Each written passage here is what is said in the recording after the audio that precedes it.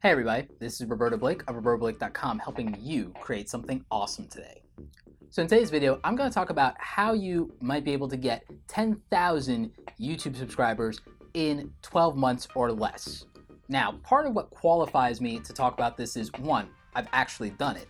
And then two, my current subscriber growth rate is well over 3,000 new subscribers a month. So I've actually probably gotten over 10,000 subscribers in just the last 3 months alone. So that's part of it. As of the making of this video, I have over 31,000 subscribers. So my advice is going to be built off of what allowed me to be that successful, what I learned from it, mistakes I made along the way, and things that I now know that I can talk to you about. So one of the things I think I did very well that allowed me to be successful at that was I already understood how search engines work. And YouTube is just a giant search engine, and it's built off of Google where that's concerned. So I understood that having good titles, descriptions, and tags was already going to be a very important part of my strategy for being successful in YouTube. I had to make titles and descriptions that let people know that this information was going to be helpful to them, stuff that they were going to be interested in and that would grab their attention, and that they were actually likely to type into the search box. So I was able to do that. The other thing was knowing that immediately the title and the description and the thumbnail were the three things that were really going to come up in a search. I realized I had to make interesting and different thumbnails, and so I made unique branded thumbnails and a style of thumbnails for the type of content that I was doing, and that helped me out as well. So that's how you get the views, and views obviously funnel into being subscribers. The more views you get, the more subscribers you get. The other thing was producing weekly content. High quality weekly content was super important. In my case, I was started with doing Photoshop videos on Thursdays, and then I was doing a random graphic design video once a week, and then I grew from there and started branching into other topics, set a content schedule, and so I was putting out maybe 3 or more videos a week at one point. And that's where I got tremendous growth. When you're putting out 3 or more videos a week on a consistent schedule, you have to understand that that means that for the year, you're putting out over 100, 150 videos for the year. Each one of those videos is an opportunity for you to be discovered in search. Each one of those videos is an opportunity to convert subscribers based on what they're interested in and based on discovering your content. So the more videos you have in inventory, it's like the more products you have to be able to sell. So yes, that's going to help you on ad revenue that you can invest back into your YouTube channel, but it's also going to help you invest in the ability to get new subscribers, pull in an audience. So the more videos you have, the more opportunities you have to build your subscriber base. Let's say that in a month, each of your videos was bringing you 20 new subscribers. If you have 100 videos bring you 20 new subscribers, then that's 2,000 new subscribers every month because you have those 100 videos out. So a lot of YouTubers get impatient. They're not putting out weekly content. They're not putting out multiple content. And then they're wondering why their subscriber base isn't growing. This is the reason why. When you have consistent quality content coming out on a regular basis and at a decent volume, you've now created a demand, you've created an expectation, you've created a reason for someone to care about your content and to subscribe, and that there's more of it for them to consume.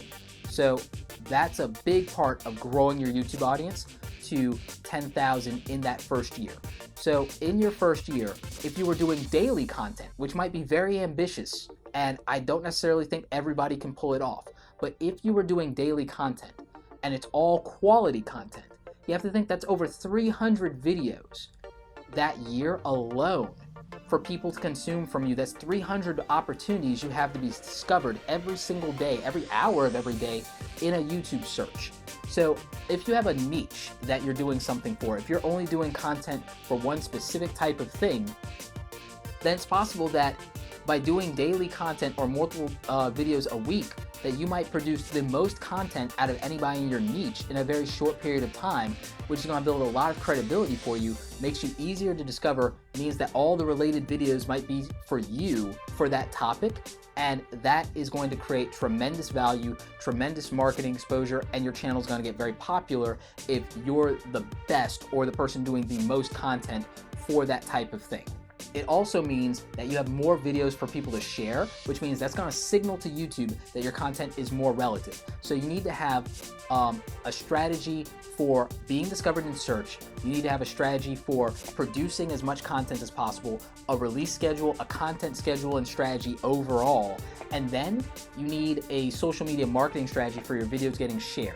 When people share your videos in Google+, and I know a lot of you are sleeping on Google+, it actually signals YouTube. That is the highest signal of value beyond someone liking your video and commenting and subscribing. Sharing it in Google+ publicly is one of the highest signals for YouTube to say your content is relevant. So the more shares, likes, and comments that an individual video is getting, the higher it will rank in YouTube's search algorithm.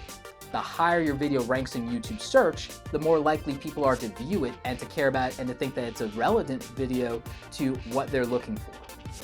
Many of you also aren't taking advantage of YouTube playlists. YouTube playlists give you another second opportunity to be in a YouTube search result. The more playlists you have that are full of videos, the easier it's going to be for your content to be discovered. YouTube also recently started valuing content based on how many times it appears in other users' playlists. So the more people that are favoriting your videos, it goes into their favorites playlist.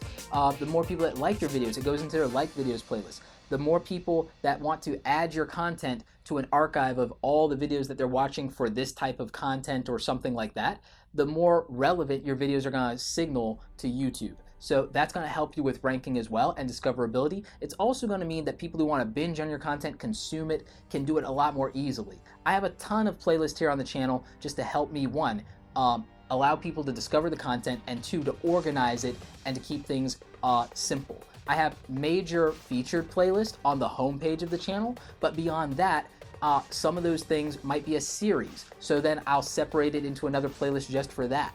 So those are things you can take advantage of that will make you more discoverable in search and also signal YouTube that you're more relevant. In addition to doing good titles for your playlist and making sure that they speak to the needs of your audience, you should also write descriptions because that's going to help you with discoverability and YouTube search as well.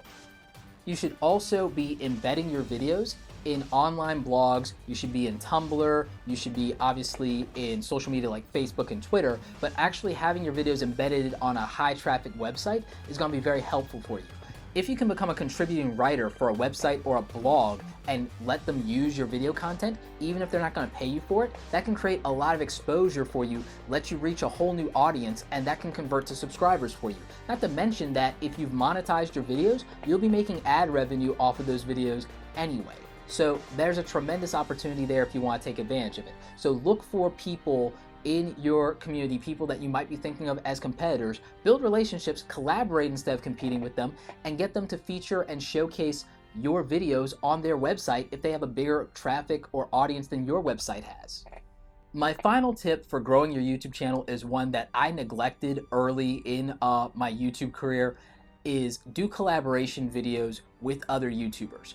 So those live Hangout on Air collaborations are just a great way for you to grow a whole new audience and also to go deeper with your existing audience. My recommendation is you look for people who have an audience roughly the same size as yours, maybe a little bigger, maybe a little smaller. Do as many collaborations as you can without going overboard. If you're doing at least one a month, then that has a substantial chance of growing your YouTube channel and really helping you out. If you do, maybe if you have enough of the capacity to do it and you want to do it one a week, that could be really interesting because then there's this whole range of people that you could reach. But I would say that that might be too aggressive in some cases because depending on what your niche is and depending on how many people are actually creating good content in that niche, you might burn through collaboration opportunities way too quickly. There's a lot of YouTubers out there, but there might be a limited amount of YouTubers doing really good, high quality stuff that you want to have an actual relationship with. So kind of keep in mind that it might be better to do a once a month collaboration instead of every week,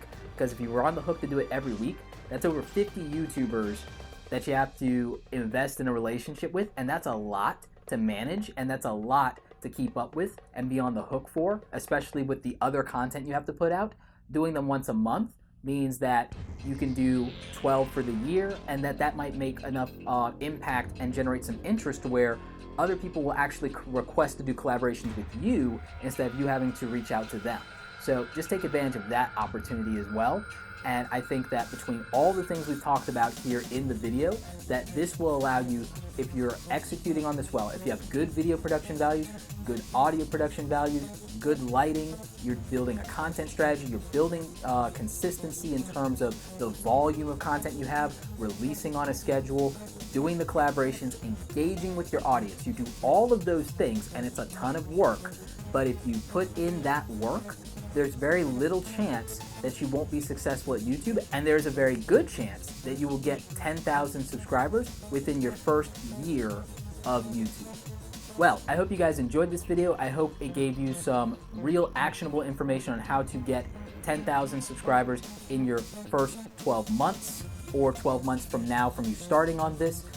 If you're looking for year recommendations, I have a video on that to help you increase the production value of your videos.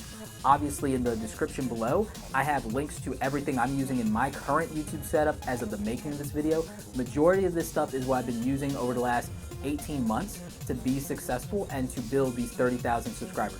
I did this YouTube channel and started doing everything that I've been talking about here in July of 2013 is when I started doing weekly content on YouTube. So that is when I really started executing on everything I'm talking about here. It was like maybe 18, 20 months ago as of the making of this video.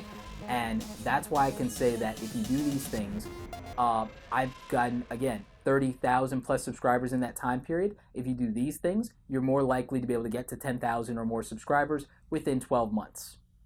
Anyway, like this video if you like it. Don't forget to subscribe. Check out the other awesome content on the channel. As always, you guys, thanks so much for watching, and don't forget, create something awesome today.